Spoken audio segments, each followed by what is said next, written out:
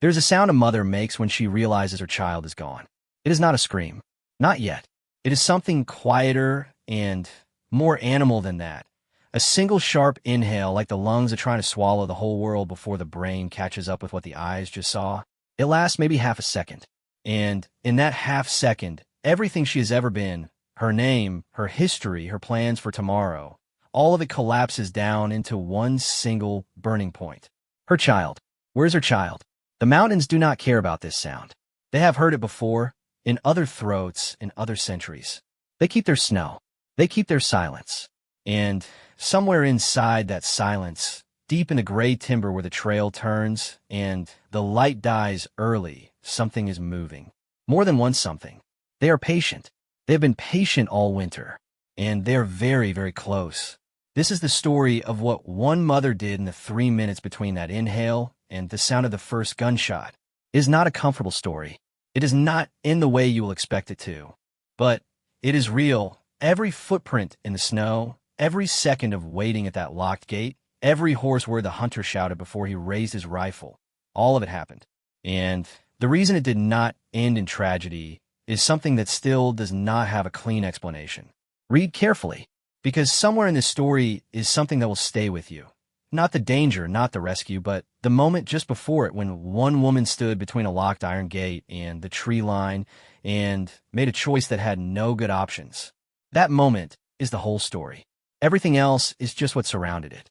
The morning Sarah Okafor drove her son to the edge of the Bitterroot Valley, she was thinking about the grocery list she had left on the kitchen counter. Eggs. Milk. That specific brand of yogurt Eli liked. The one with the cartoon bear on the lid that he would lick clean before she could stop him. She was running the list in her head the way a person runs a list when they're driving somewhere beautiful and do not want to feel too much about the beauty, because feeling too much takes time, and Sarah had not had time in 3 years. 3 years since Marcus left. Not dramatically. He did not leave in the way people leave in movies, with a suitcase and a door slamming and someone standing in the window watching taillights disappear. He left the way water leaves a glass, slowly, gradually, until one morning she picked it up and it was just empty and a little cold, and she was not even surprised. She had Eli, 7 years old, gap-toothed, possessed of the absolute certainty that he could outrun anything on Earth, and that the world had been constructed specifically for his adventure. He was the kind of child who made other parents tired just watching him. He exhausted Sarah on a molecular level. She loved him so completely and so helplessly that sometimes she had to look away from him the way you look away from something very bright. The trip to the Bitterroot had been her sister's idea. Dana lived 2 states over and communicated mostly in care packages and enthusiastic phone calls, and she had been insisting for months that Sarah needed to get out of the city, get into the air, get Eli somewhere he could run without hitting a parking structure. Sarah had resisted in all the ways a tired, practical woman resists things that sound like healing. Skeptically, with a list of reasons that were really just one reason dressed in different clothes. She was afraid. Not of the mountains. She was afraid of stopping long enough to hear herself think. But the school had a fall break, and the grocery list was always going to be there, and Dana had rented the cabin for a week and prepaid, which meant Sarah had no financial argument left, which was the only argument she had really trusted. So she packed the car with more snacks than any rational adult would pack for a 6-day trip, loaded Eli into the back seat with his dinosaur backpack and his collection of smooth rocks that he called his crew, and drove north. Eli talked the entire 4-hour drive.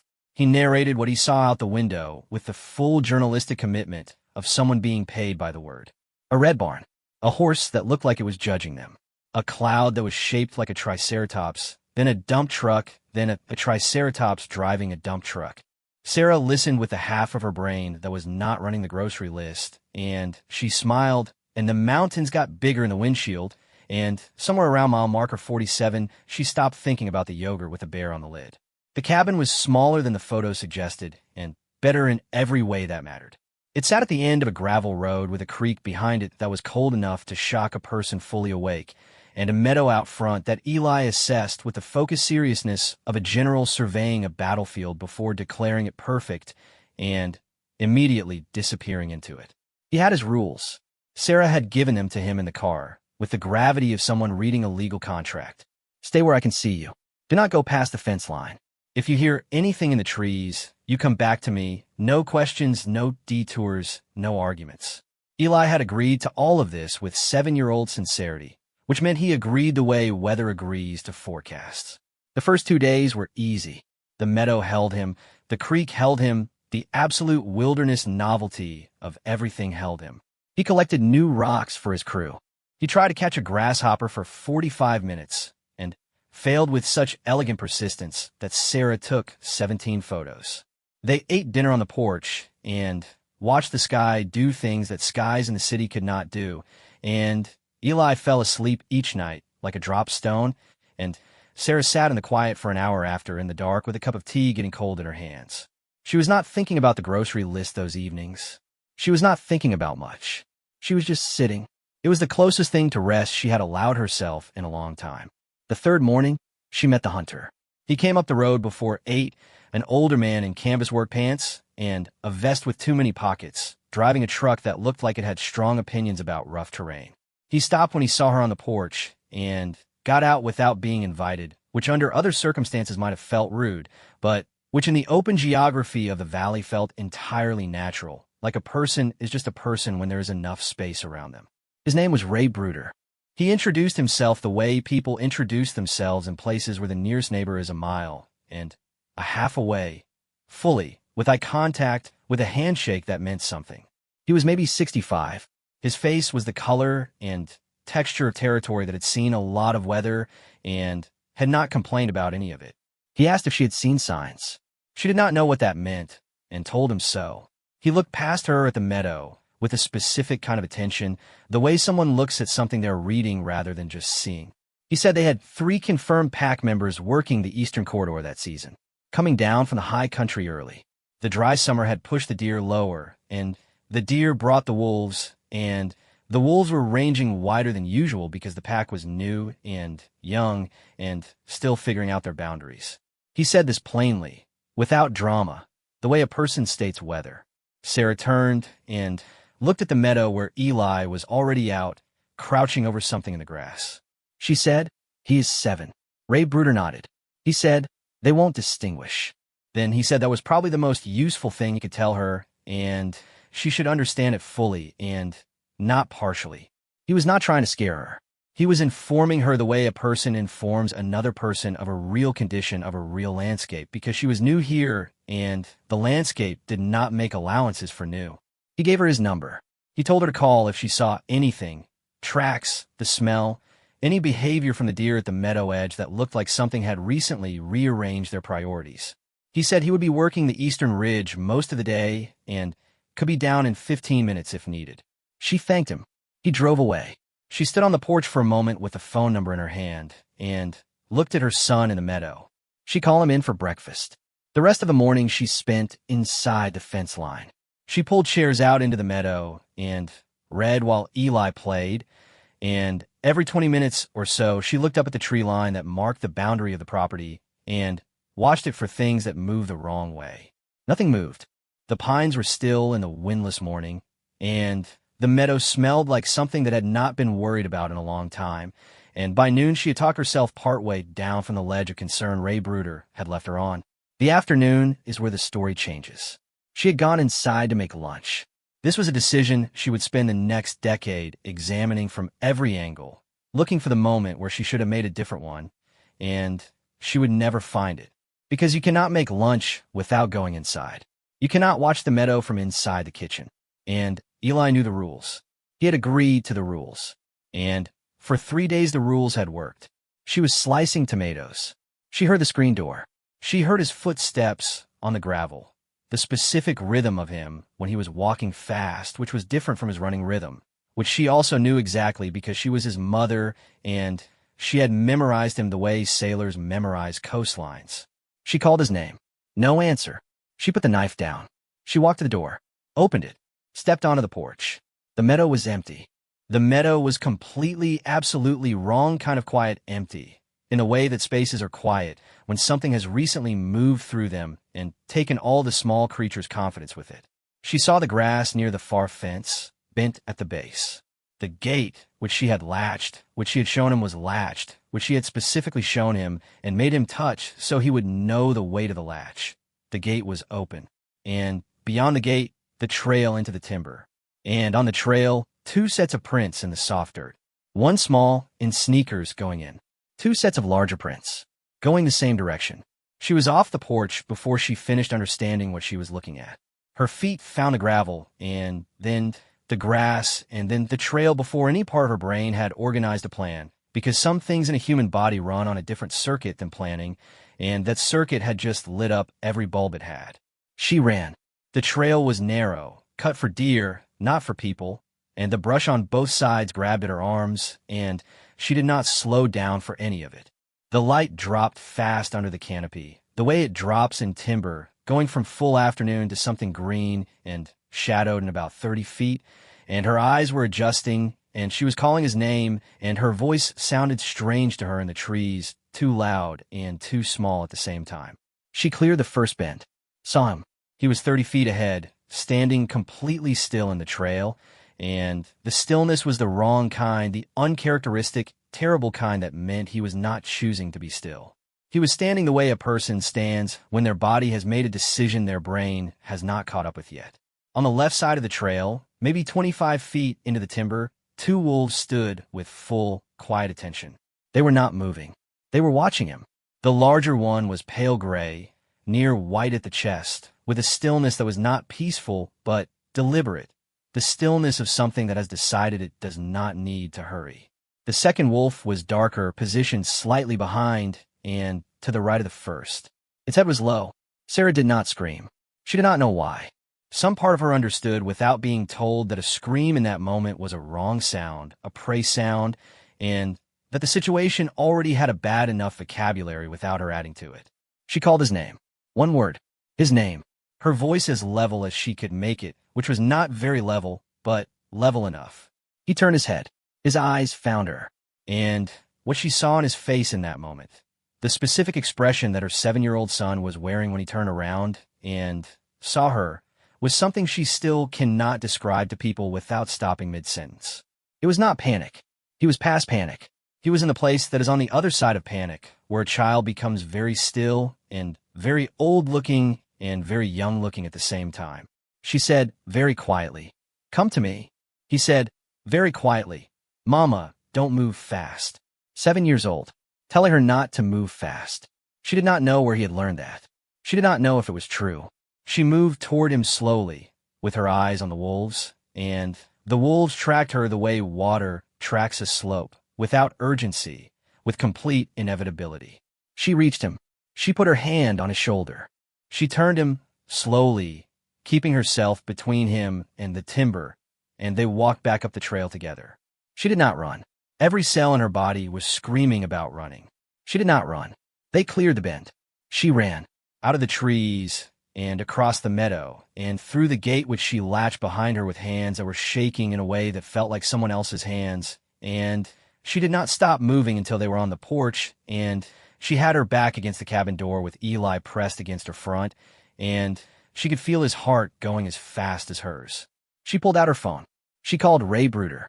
He picked up on the second ring, and she told him quickly and in the wrong order what had happened, and there was a pause on his end that lasted about 4 seconds, which was not a long pause, but was long enough to tell her that what she had just described was serious. Not just frightening, but serious in the way that a doctor's pause tells you something before the words do. He said, "Stay inside." "I'm coming now." She said, "The gate on the east property line. Can you get through it?" He said, "I have a key." "Stay inside." She stayed inside. She sat on the floor with her back against the couch and Eli in her lap. And he was not crying, which was almost worse than if he had been. And she pressed her face into his hair and breathed him in, that specific smell of him, sunscreen and grass and something sweet and irreplaceable. And she held him with the specific furious tenderness of a person who has just understood what they almost lost. She did not cry yet. That would come later, alone, after he was asleep, in the bathroom with the fan on so he would not hear it. For now, she just held him and listened for the sound of a truck on the gravel road. Outside, in the timber, in the green and shadowed quiet, the wolves moved through the trees without hurry. They had been patient all winter. They remained patient. And somewhere on the eastern ridge, headlights came on, and a truck turned onto a gravel road, and Ray Bruder drove toward the sound of a mother's phone call with 3 shells chambered and the specific unhurried urgency of a man who has seen what happens when urgency makes you stupid. Eli fell asleep in her lap 40 minutes later, his breathing going slow and heavy the way a child's breathing goes when the body finally decides the emergency is over, even when the mind is still catching up. Sarah sat on the floor and did not move. She listened to him breathe. She listened to the wind in the pine trees outside, which now sounded like a completely different thing than it had sounded 3 days ago when she first arrived. She listened for the truck. The truck came at dusk, the sound of it on the gravel unmistakable, slower than she expected, which meant Ray was watching the property line as he drove, which meant he had taken the threat seriously enough to arrive with his attention already deployed. She did not go outside until he knocked. He did not say much when she opened the door. He looked at Eli, asleep on the couch where she had moved him, and then he looked at her. He was carrying his rifle in the way a person carries a tool, not a weapon, easy, familiar, like something that was simply part of his equipment and not the point of the story. He asked if they were hurt. She said no. He asked exactly where the wolves had been, direction, distance, the behavior she had observed. She told him. All of it. The pale gray one. The head-low posture of the second one. The way they had been watching Eli with the specific quality of attention that she now understood was called tracking. Ray listened with the focused stillness of a person who has been listening to landscapes for 60 years and knows the difference between the details that matter and the ones that do not. He said, the head-low posture. That matters. She asked what it meant. He said, it means they were past curiosity. The kitchen was quiet for a moment after that. She asked him what happened now. He said he would check the perimeter. He said he would not go into the timber tonight because that was not the right move in fading light with a habituated pack, but he would set a track at the property line and come back at dawn, and she should keep Eli inside until he had a better picture of where the pack had moved overnight. She asked, are we safe in the cabin? He looked at the cabin walls. He looked at the door. He said yes. The cabin is fine. The cabin is not the problem. She understood what he meant. The cabin was fine. The meadow was not the cabin. He left before full dark, walking the property line with a flashlight that he held low, sweeping the beam slowly the way you read a line of text you do not want to misunderstand. Sarah locked both doors. She pulled the curtains. She checked the curtains 3 times, which she was aware was not a rational response to wolves, but she checked them anyway. She sat in the chair beside the couch where Eli was sleeping, and she watched her son in the dark, and she thought about the grocery list on the counter at home, which seemed now like something from an entirely different category of life. The category where the most pressing danger was forgetting the yogurt with the bear on the lid. She had been in that category this morning. She was not in it now. She was in the category where her son had stood 30 feet into a dark timber with 2 wolves watching him with their heads going low, and she had walked toward that instead of away from it, which was not bravery exactly, but was the thing that comes out of a person when bravery is not even on the menu as a concept, and the only thing on the menu is him. Her son, her gap-toothed, rock-collecting, grasshopper-chasing, world-narrating son.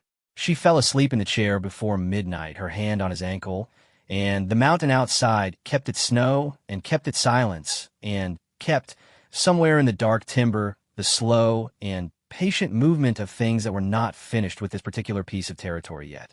Dawn was going to be a different story, but that was dawn. For now, she slept. She woke to the sound of a door. Not the front door. Not the back door. A truck door outside in the gray half-light before sunrise. And for one long, terrible second, she was back in the trail, watching the wolves watch her son, and then she heard boots on gravel, and she understood where she was. Ray Bruder was already here. She had not heard the truck come up the road, which meant she had been sleeping harder than she thought, which surprised her. She had expected to be awake all night.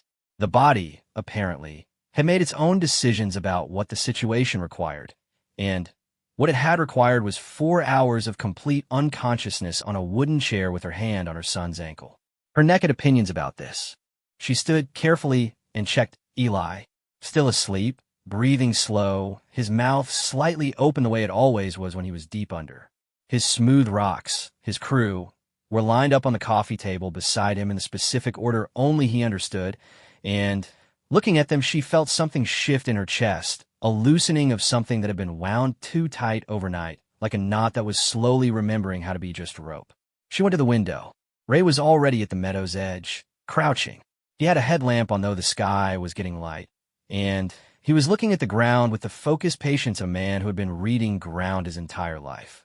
He moved slowly, reading the grass, and she watched him move across the meadow toward the gate with his eyes down and his rifle on his back, and something in the way he moved, unhurried, competent, completely at home in the early morning terrain, steadied her in a way that felt almost embarrassing. She was not a person who depended on other people to be steadied.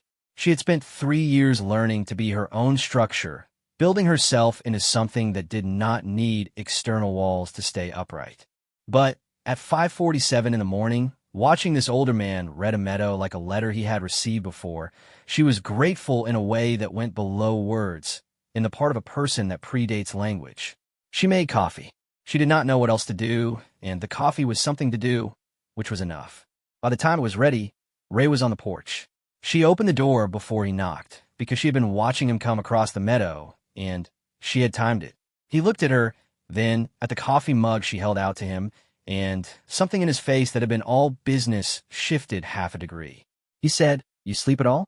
She said, "Some." He drank the coffee, standing up, looking out across the meadow at the tree line, which was becoming visible now as the light came up, the individual trees emerging from the dark mass they had been all night.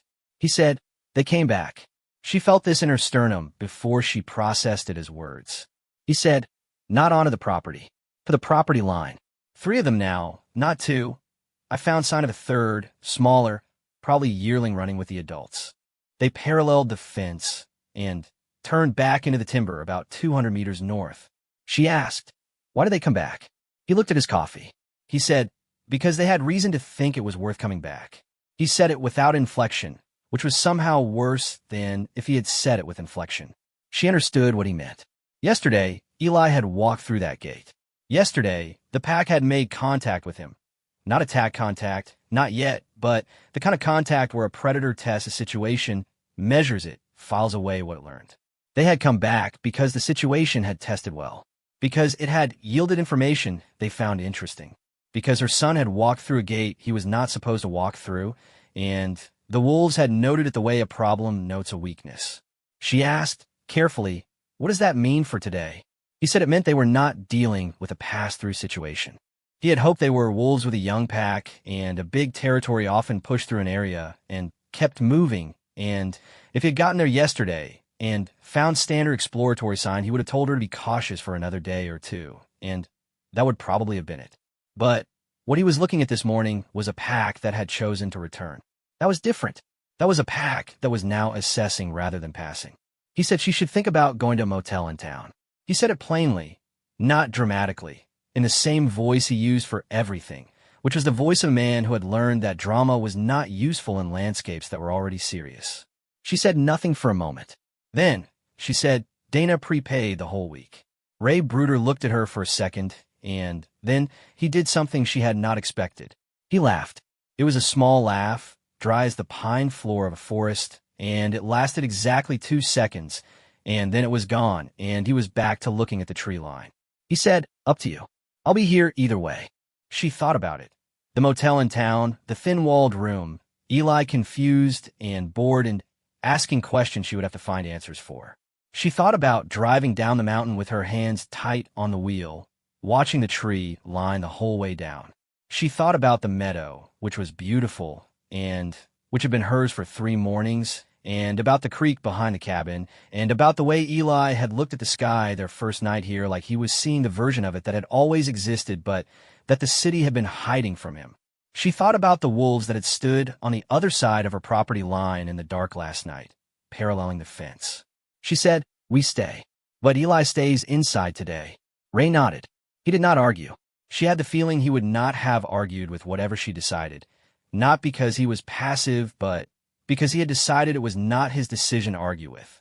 He said he would work the perimeter and come back by noon. He said there was a second hunter who worked this area named Tom Kelso, and he was going to call him because if the pack was moving with a yearling, they were in a different kind of territory situation than a 2 adult scout unit, and he wanted Kelso's read on where they might be bedding. She said, What happens if you find them bedded? He said, depends on where they are and what they do. She waited. He said, there are procedures. He said in a way that meant the procedures were complicated and involved more people than just him, and she should not spend her morning worrying about the specifics. Just let him do the part he was there to do. He set his empty mug on the porch railing. He picked up his rifle from where he had leaned it against the wall. He walked back across the meadow. She watched him go. Inside, Eli was awake. She heard him before she turned around. The particular sequence of sounds that was his waking up routine, a long rustling, then a yawn, then his feet hitting the floor, then a brief silence while he probably was looking at his rocks to make sure the crew had survived the night. She went inside. He was sitting on the couch in his socks and his dinosaur shirt with his hair, doing 3 different things at once. And he looked up at her with the specific expression of a child who has slept on something difficult and woken up ready to ask questions about it. He said, are the wolves still there? She sat down beside him. She said, Mr. Bruder's checking. He said, I wasn't going to touch them. She looked at him. He said, I just wanted to see them. I heard something in the trees yesterday, and I thought it might be deer. I just want to look. She said, I know. He said, I should have told you first. She said, yes. You should have. He looked at his rocks. He picked up the largest one, a piece of quartz he called the General, and turned it over in his hands. He said, they didn't look like they do on TV. She waited. He said, on TV they look kind of mean, like they're angry. These ones didn't look angry. They looked like they were thinking. She did not know what to do with this, with the specificity of it, with the fact that her 7-year-old had apparently spent 40 seconds in a dark trail being studied by wolves and had noticed that they looked like they were thinking. She said, what kind of thinking? He said, I don't know. Like when you're looking at something and you're trying to figure out what it is. That kind. Like I was a question they were trying to answer. She sat with this for a moment. Then, she said, you were grounded from the meadow today. He said, I know. He put the General back in his place. He looked at the window. He said, can I still see out? She said, yes. You can see out. So that was what they did for most of the morning. Eli pressed against the window glass in various configurations, narrating what he could see with his full journalistic commitment. A hawk on the fence post. A rabbit that appeared in the meadow for exactly 11 seconds before deciding the meadow had been a mistake. The way the light moved across the grass as the clouds moved across the sun, which Eli described as the meadow breathing. Sarah sat behind him on the couch with her phone open to a page about wolf behavior that she was reading in the way a person reads something they need to understand but also kind of do not want to understand, absorbing it in the way you absorb bad news, a paragraph at a time, with small pauses to look at the ceiling in between. What she was reading confirmed most of what Ray had told her. Wolves in the testing phase of territory assessment did return to areas that had yielded information. The head-low posture Eli had described, the second wolf, darker, head down, was a particular kind of attention, not aggression exactly, but preparation. The researchers who wrote the page Sarah was reading called it focused attention. They used the phrase pre-engagement positioning without explaining what came after engagement, which Sarah appreciated in a grim way. She was on her 4th paragraph about pack dynamics when her phone rang. It was Ray. He said, I found them. She gripped the phone. He said, bedded about 300 meters northeast, just inside the timber. All 3 of them. He had eyes on them. She said, what does that mean? He said, it means they haven't left the area. It means they're settled. It means I need to make some calls. She asked what calls. He said, to Montana Fish, Wildlife, and Parks. To Tom Kelso. And he said there was one more thing she needed to know. She waited. He said, the northeast corner of the property. The gate there. She said, what about it? He said, it's on the North Trail, which runs along the creek drainage. That's the same drainage the pack is working. And the gate, he paused, and in the pause she heard something she did not want to hear, which was hesitation in a person who did not seem like someone who hesitated very much. The gate, he said, is it locked? She thought about the gate on the north end of the property. She had checked it when they arrived. She had checked the latch, which was a standard sliding bolt, heavy iron, the kind that a person would have to use both hands to operate. She said, it has a latch. Ray said, is it locked? Is there a key on it? She said, it's just a latch. You pull it and it slides. There was a pause. He said, I'm going to need you to go check on that gate. Not to go near it, just to check from the porch whether it's closed. Can you see the north fence from the back porch? She went to the back porch. She looked at the fence. The gate was open, not open wide, not swung completely back. It was open the way something opens when a thing of meaningful weight has pushed through it, and the momentum has carried it a foot or two, and then it has stopped. She said into the phone, "Ray." He said, "I see it." He was already out of the timber. She could hear him moving, the sound of brush, and his breathing. He said, "Get away from the porch. Get back inside. Do it now, please." She backed through the door. She locked it. She said into the phone, "Eli." She said it like a word and a prayer at the same time. Eli was at the front window, still watching the meadow, still in his socks, still doing his narration, unaware that 30 feet behind him, across the back porch, the gate that stood between the cabin and the creek drainage, the same drainage where 3 wolves were bedded 300 meters into the timber, was standing a foot open in the morning air. She crossed the cabin in 4 steps. She put her hand on his shoulder. She said, "Come sit with me on the couch." He looked at her face. He read something there that he was 7 years old and should not have been able to read yet, but he read it anyway, and he came with her to the couch without asking why. She sat beside him with her hand on his arm and the phone to her ear, and she listened to Ray move toward the north gate through the brush, his breathing steady, his pace fast but controlled, and she looked at the back door which she had locked and then looked at Eli's profile and the morning light on his face. She said into the phone, very quietly, "Are they between you and the gate?" Ray said, also very quietly, working on figuring that out. She said, "What do I do if," he said, "if you hear anything at all from outside, you make noise. Big noise. Loud noise. You bang something metal if you've got it. You shout. You do not open the door, but you make more noise than they want to be near." She looked around the cabin. There was a large pot in the kitchen. There was a fireplace poker. She moved to the kitchen, not running, and put her free hand on the pot handle. Ray said, "I'm at the gate." She waited. He said, "I'm going to push it closed." She heard the sound of the gate, the iron clank of it, the latch sliding. A sound so small and so important that she felt it in her teeth. He said, "Closed." Latched. She put the pot down. She exhaled. She sat on the kitchen floor. She did not plan to sit on the kitchen floor, but the floor was there, and it seemed like the right option. She sat there with her back against the cabinet and her phone against her ear, and she listened to Ray breathing on the other end of the call, and she listened to Eli in the next room saying something about the hawk that was back on the fence post, and she looked at the ceiling which had a water stain on it in the shape of nothing in particular. Ray said, "Sarah." She said, "Yeah." He said, "I'm going to need you to do something I should have asked you to do yesterday." She said, "What?" He said, "Go get your son and drive down the mountain. Not because you have to, because the situation is different than it was yesterday, and I want you somewhere that isn't this cabin while I work this out." She said nothing. He said, "I know about the week. I know about your sister. I'll refund her personally if I have to." She almost laughed. She almost cried. It came out as something in between that was mostly just air. She said, "Are they going to come back?" He said, "I think so." "Yes." She said, "Tonight?" He said, "Tonight or tomorrow. They're settled in that drainage, and they've been to this property twice now, and the gate was open, and I don't know how long it was open, which means I don't know if they went through it before I got there and went back out or if they didn't go through it at all. I don't know, and I don't like not knowing." She sat on the kitchen floor and thought about not knowing, which was a thing she was familiar with in a different context. The context of Marcus leaving and what had gone wrong and what she could have done and whether any of it was about her. And she had not found not knowing any easier in that context than she was finding it now. She said, "If we drive down, what happens?" He said, "I call Tom. I call FWP.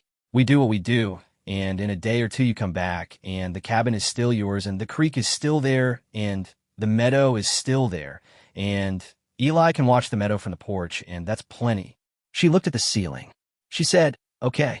She said it not because she was not afraid, but because she was finished with the specific kind of fear that comes from waiting in place for a thing to resolve that you have no tools to resolve, which was its own kind of exhaustion. She went to the front room. She said to Eli, "We're going to go stay somewhere else tonight. Maybe 2 nights. He looked at her. He said, "Because of the wolves?" She said, "Yes." He thought about it. He said, "Okay." He collected his rocks. He put them in his backpack carefully, each one in its place, the general going in last. He put his shoes on. He stood at the door with his backpack and his dinosaur shirt and his hair still doing 3 different things, ready in the way that children are sometimes ready, completely, and without argument, as if they have measured the situation and found it sufficient reason. She packed in 11 minutes. She put the bags in the car. She locked the cabin. She stood on the porch for one moment and looked at the meadow, which was gold and still in the morning light, the grass unbent now, the rabbit gone, the hawk gone, everything serene and gorgeous and completely indifferent to what had happened in it yesterday. She got in the car. Eli got in the back with his backpack. She pulled out of the gravel lot and turned down a mountain road, and as she drove, she called Dana, and Dana picked up on the third ring, and Sarah said, "Hey, so, quick question. Are you sitting down?" Dana said, "Should I be?" Sarah said, "Maybe." She drove down the mountain with the trees on both sides, and the valley opening below her, and Eli in the back narrating the descent, the switchbacks, a waterfall sign that said the elevation, and by the time they hit the valley floor, she had told Dana most of it, and Dana was doing the thing she always did in emergencies, which was ask 17 questions and also simultaneously Google everything Sarah was describing, which was both annoying and oddly comforting. Sarah pulled into a motel that had a pool and a vending machine and a large sign with a bear on it that Eli pointed out was not a cartoon bear and therefore was different from the bear on his yogurt lid, a distinction he found meaningful. She checked in. She carried their bags upstairs. She ran a bath for Eli and sat on a closed toilet lid while he was in it. And he told her about the hawk and the rabbit and the meadow breathing, and she listened with her whole face the way she listened when she knew she needed to be all the way present and not just adjacent to present. He said, "Mama." She said, "Yeah." He said, "I'm glad you came into the trees." She looked at the water. She said, "Me too, bud." He said, "Were you scared?" She thought about how to answer this. She thought about what honesty was at 7 versus what it was at 34. She said, "Very." He nodded. He submerged his head, came back up. He said, "Me too." Then he said, "The general is the biggest rock in my crew, but he's not the strongest. I think you're stronger." She sat on the toilet lid in a motel bathroom in the Bitterroot Valley with her eyes going hot, and she breathed through her nose slowly, and she said, "Thanks, bud." The water went cool. She dried him off and put him to bed and sat in the chair beside him until he was asleep, which took about 4 minutes because he was 7 and the body of a 7-year-old has a remarkable capacity to close the file on a difficult day and open nothing. She sat in the dark. She thought about tomorrow, which was when Ray had said he would call. She thought about the third wolf, the yearling, smaller, running with the adults. She thought about what it meant to be new to a landscape and still learning its rules. She thought about her son, asleep, his hand open beside his face the way it always was when he was deep under. She did not think about the grocery list. She sat in the dark, and she waited for tomorrow, and outside the motel the mountain held its timber, and its cold, and its 3 patient animals, and somewhere on the eastern ridge a truck was parked with its lights off, and Ray Bruder was doing what Ray Bruder had been doing for 40 years in this terrain. Waiting, watching, reading the ground. He was not finished. Neither was the pack. And neither, though she did not know it yet, was Sarah. Because what was coming in the morning was not resolution. It was not safety, and it was not closure, and it was not the clean end of the story. What was coming was the part of the story that nobody who hears it later believes until they're shown the evidence. And even then, they look at it for a long time before they say anything. What was coming was the gate. The east gate. The one she had not thought about since yesterday. The one that she had latched with her shaking hands after she ran her son out of the timber. The one that, according to the photograph Ray Bruder would show her at 9:14 the following morning, was standing wide open again, with prints on both sides. The photograph arrived at 9:14 in the morning. Sarah was sitting at the small round table by the motel window with a cup of coffee she had made in the in-room machine, which produced something that was technically coffee the way plywood is technically wood, and she was watching Eli eat cereal across from her with a spoon that was slightly too big for the bowl, producing a rhythm of small impacts as she was tracking with the detached attention of a person whose mind is mostly somewhere else. The photo came through as a text. No message with it, just the image. She looked at it for 4 seconds before she understood what she was seeing, and then she set the coffee cup down with the specific careful motion of a person who is not sure they can be trusted with a full cup of coffee right now. The east gate. Had Gotta, the one she had latched with both hands. The one she had checked twice because her hand was shaking and she had not trusted the first check. Standing open. and in the soft ground on both sides of it, one set of prints going through from the outside. Large. The kind of large that has specific dimensions and specific weight behind it. The kind you look at and understand immediately is not a dog, and is not a deer, and is not anything you want to be thinking about in the context of a property your son has been moving around on. She stared at the photograph. Eli said, "Mama, can I have more cereal?" She said yes without looking up, and she called Ray, and he picked up before the first ring completed, which meant he had been waiting for her call. She said, "Tell me what I'm looking at." He said, "The adult male. The pale gray one from yesterday. He went through the gate sometime between 2 and 5 this morning. I have the entry print and the exit print." She said, "He went in and came back out." Ray said, "Yes." She said, "The cabin is empty. He went in and came back out and nobody was there." Ray said, "Correct." She sat with this. She said, "If we had stayed." He said, after a moment, "That is not a productive direction." She said, "I know, but if we had stayed." He did not answer that, which was its own kind of answer. She looked at Eli, who was pouring cereal now, with the absolute concentration of a person managing a very important engineering project, the milk following, his tongue between his teeth. His crew of rocks were lined up beside his bowl, the general at the head. She said, "Ray, what are you going to do?" He said, "I've already called FWP. There's a biologist named Cuesta coming up from Missoula this afternoon, and Kelso is already on the property. We're going to track this pack and figure out what we're dealing with, whether this is a habituation situation or whether these animals have a history we should know about." She said, "Habituation." She had read that word last night on her phone. She said, "That means they've lost their fear of people." He said, "It means they're learning that people spaces might have something worth investigating. It's not the same thing, but it's the direction of it. It's the concern." She said, "How does that happen?" He said it happened a lot of ways.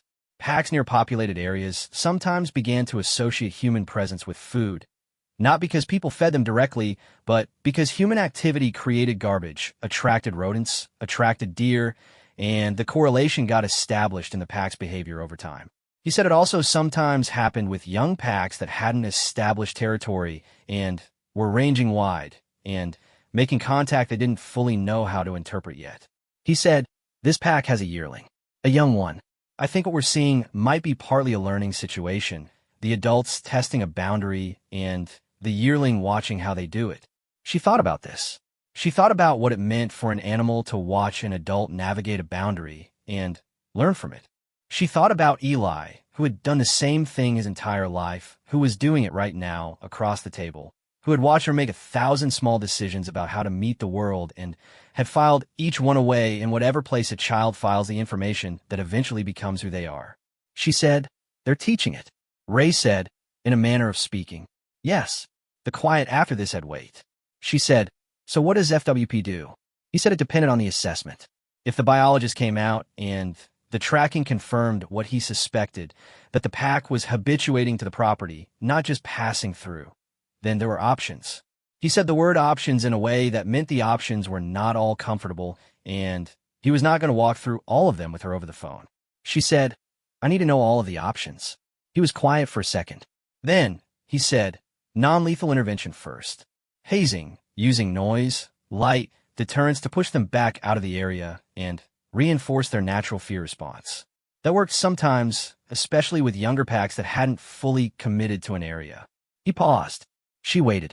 He said, "If hazing doesn't work, or if the biologist assesses the habituation as too advanced, FWP has the authority to order a lethal removal. That means the animals are put down. That's a last resort, and it involves a process. It doesn't happen fast, but it's on the table." She said nothing. He said, "There's also a relocation option in some cases, but it's expensive and complicated, and the success rate with habituated animals in new territory is not high." She said, "What do you think should happen?" He said, "I think they should be hazed first. I think this pack is young enough that it's not too late to teach them that this isn't their territory. But I'm not the biologist." She looked out the window at the motel parking lot, which was flat and asphalted and completely devoid of ambiguity. A woman was loading bags into an SUV. A child was walking alongside her, tossing a plastic water bottle up and catching it, up and catching it. She said, Okay, keep me updated." He said he would. He said, "How is Eli?" She looked at Eli, who had moved on from cereal and was now trying to teach the general his quartz rock to balance on its smallest point. She said, "He's teaching his rock to stand up." Ray Bruder made the small, dry sound that was his version of a laugh. He said, "That's a good sign." She hung up. She told Eli that Mr. Bruder was working and that they might be at the motel for another day. Eli took this with the philosophical acceptance of a person whose whole world was in his backpack and who had established that the pool existed and was accessible. He asked if they could go swimming after breakfast. She said yes. He said good and went back to the rock. She sat at the table for another few minutes after he went to the bathroom to change into his swim shorts, and she looked at the photograph on her phone again, and she thought about what Ray had said. Teaching. She put the phone face down on the table. The pool was outdoor, small, with a chain link fence around it, and a sign with so many rules posted beside the gate that Sarah spent a full minute reading them while Eli lowered himself in via the ladder with the slow, theatrical ceremony of someone entering something very sacred. The water was cold enough that he made a specific sound, halfway between a gasp and a laugh, and then he pushed off the wall and was swimming, his arms doing something that was technically a freestyle stroke if you're being generous, his crew of rocks lined up in a precise row on the concrete edge nearest his towel. She sat in a plastic chair at the edge and watched him. The sun was warm. The air smelled like chlorine and dry grass and autumn. A sparrow was doing something complicated with a potato chip near the far fence. She was thinking about the yearling wolf. She could not stop thinking about it. The image of it, which she had never actually seen, which existed only as a track in soft ground, and as a description from a man who had seen it from a distance, kept assembling itself in her mind with an insistence she did not entirely understand. Small, younger, running behind the adults, watching, learning. She thought about what Ray had said about the pack coming back to the property because the first visit had yielded information. She thought about the word yield, the way it could mean to produce something, and the way it could also mean to give ground. The property had yielded information to the pack. The pack had returned because of what they learned. And the yearling had been there, watching the adults move through the gate, watching them assess, watching them note what was there and what was not there and what could be approached. She thought about what Eli had said. They looked like they were thinking. He had not been wrong. Tom Kelso called at noon. She did not know his voice, and it took her a moment to place the name, the second hunter Ray had mentioned, the one who knew this area's wolf activity. His voice was younger than she expected, mid-30s, with a directness that was different from Ray's directness.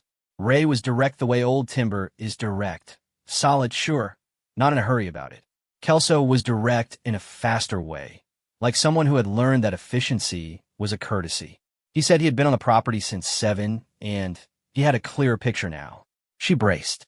He said the good news was that the hazing option was viable. He had found the pack's daytime bed about 250 meters from the property line and the creek drainage, and their approach vector to the property was narrow. They were using one specific trail in and one specific trail out, and that made hazing a lot more workable than if they were approaching from multiple angles. She said, and the bad news. He said, the mail has been through your east gate twice now by my read of the prints. Maybe 3 times. There's a track coming in that doesn't line up with the one we confirmed going out, which might mean he went in, turned around to the cabin, came back out, and then went in again later. Or it might mean he was in there twice on 2 different visits. She said, at the cabin. He said, yes. She said, standing at the cabin. He said, yeah. There's a print at the bottom of the back porch steps. She sat on the edge of the motel bed in the room where Eli was drying off from the pool, and she looked at the bathroom door, and she listened to him humming something in there, the way he hummed when he was doing something absorbing like drying between his toes, and she felt a cold that had nothing to do with the air in the room. She said, what do you do now? He said, we haze tonight. Early, before dark, we're going to hit the bed site with noise and light and push them off their comfort with this territory. Ray and I and a third guy, Martinez from FWP, will follow up tomorrow morning and read the response. She said, and if they come back. He said, we escalate. More aggressive hazing, closer to the approach trail. We can also put in send deterrents. There are chemical deterrents that work on the fear response. Not guaranteed, but they help. If they come back after that, that's when it becomes a FWP conversation about the next step. She said, lethal removal. He said, That conversation. Yes, there was a silence in which she was very aware of Eli humming in the bathroom. She said, "These wolves. Have they done this before? Is there a record on this pack?" Kelso said he had looked into it. The pack was confirmed new to the Eastern Corridor. Their first confirmed sighting in this area was late spring, which lined up with them being a newly forming pack, probably a breeding pair from an established pack further north that had dispersed and were building their own territory. No prior human contact incidents on record. He said, "They're not bad animals. I want to be clear about that. They're just young, and they're hungry, and this is a new area, and something they did early got reinforced, and now they're working with a model that has our property in it as a place worth visiting. That's the problem. Not what they are, what they've learned." She said, "Can you unteach it?" He said, "That's the plan." She thanked him. She hung up. Eli came out of the bathroom in dry clothes with his hair toweled to a state of architectural complexity, and he looked at her face and did the thing he had been doing since he was about 5, which was gauge her mood with the precise accuracy of a barometer. He said, "Is it bad?" She said, "Mr. Bruder and his friends are going to take care of it. It's being taken care of." He said, "But is it bad?" She looked at him. She said, "It was bad yesterday. It's getting better." He considered this with the seriousness of a 7-year-old who had decided to take the world on its actual terms rather than the simplified version adults sometimes offered. He said, "Okay." He sat on the bed and picked up his crew rocks from the bedside table where he had arranged them last night and started a new arrangement. He said, "Can we go back tomorrow?" She said, "Maybe the day after." He said, "The day after is fine." And that was how Eli dealt with wolves, which was with more composure than she was managing, which she found both impressive and slightly humbling. The afternoon went slowly. She ordered pizza to the room, and they watched nature documentaries, which she only realized was perhaps an ironic choice when Eli pointed at a wolf on screen during a documentary about Yellowstone, and said that one looked like the pale gray one from the trail, which was a correct observation that Sarah did not need to examine too closely. She texted Dana 3 times and called her once, and did not tell her the full picture of what Kelso had said about the print at the bottom of the back porch steps, because there was a category of information that existed only to make people feel worse without helping them make any useful decision, and that information lived in that category. She texted Ray at 4 p.m. "Are you going in tonight?" He texted back at 4:12. "Yes. Martinez has sound equipment. We'll push them off the bedside and track the response." She texted, "Be careful." He texted back, "Always." She believed him. At 6 p.m., she put Eli to bed, which he resisted in a pro-forma way for about 8 minutes before his body made the decision his pride was reluctant to make, and he went down. She turned the TV off and sat in the dark room with her phone.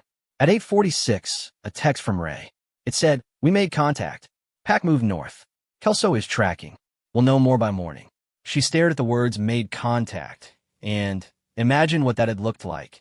3 men moving through dark timber toward a wolf pack's bedside with sound equipment and lights into the territory of animals that had been sleeping there peacefully, disrupting that peace deliberately, loudly, forcing a response. She thought about the yearling. Smaller, watching, learning. Now it was learning something different. Now it was learning that the approach to this property came with disruption and noise and things it did not like. She hoped that was true. She was aware that hoping it was true and it being true were different categories, and she tried to keep them sorted. She got into the other bed. She lay on her back in the dark and listened to Eli's breathing, which was the deep, even breathing of a child who had eaten pizza and swum in a pool and organized his rocks twice and had no outstanding business with the day. She thought about the east gate. She thought about what it meant that the gate was a sliding bolt, the kind you pulled sideways to release, not a latch that lifted, not a handle you turned. The kind that required intention, a specific kind of engagement. She had latched it. She remembered latching it, the iron cold in her hands, pushing the bolt home with both thumbs until it caught.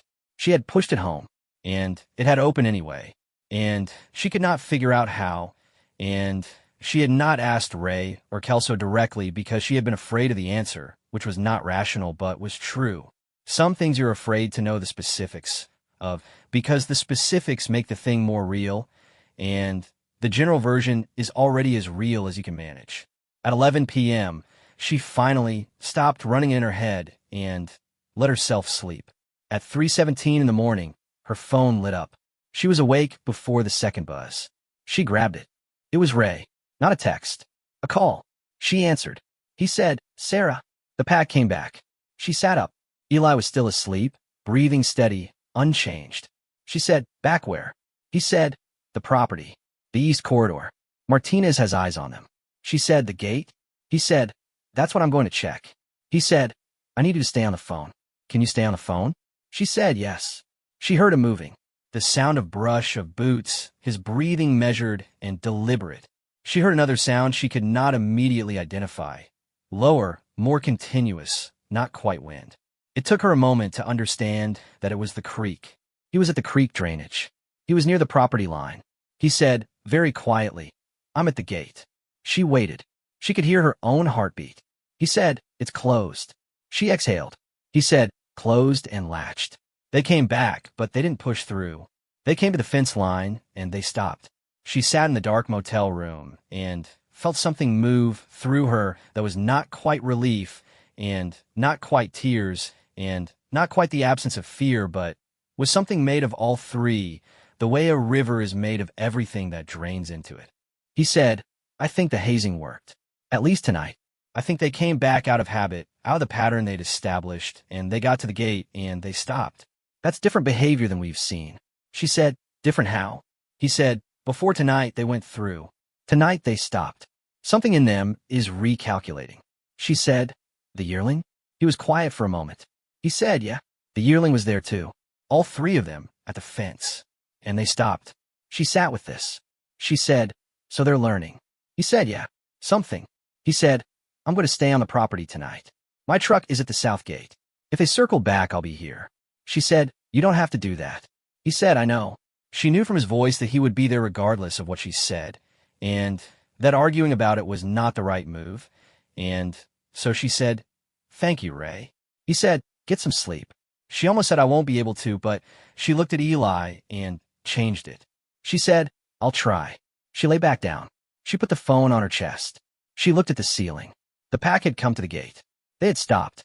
3 wolves in the dark, at a property line, in the cold of early morning, standing at the edge of the territory that had been interesting to them, that had yielded information, that had drawn them back again, and they had stopped. She did not know what that meant in the language of wolves. She did not know if the hazing would hold or if the morning would bring a different story. She did not know if the yearling would carry away from tonight's lesson what Kelso hoped it would carry, or whether the next report from Ray would start with a different kind of news. She did not know. What she knew was her son breathing in the other bed. What she knew was the east gate, closed, latched, holding.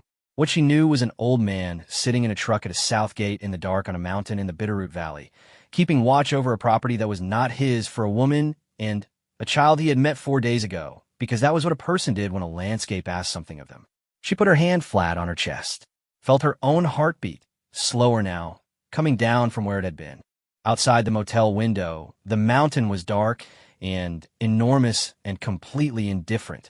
The wolves stood at the fence. The fence held. The morning was coming, slow and gray and heavy with everything it was going to have to decide. And Sarah Okafor lay in a motel bed in the Bitterroot Valley with her son asleep beside her, and her hand on her own chest, and her eyes open in the dark, waiting for it.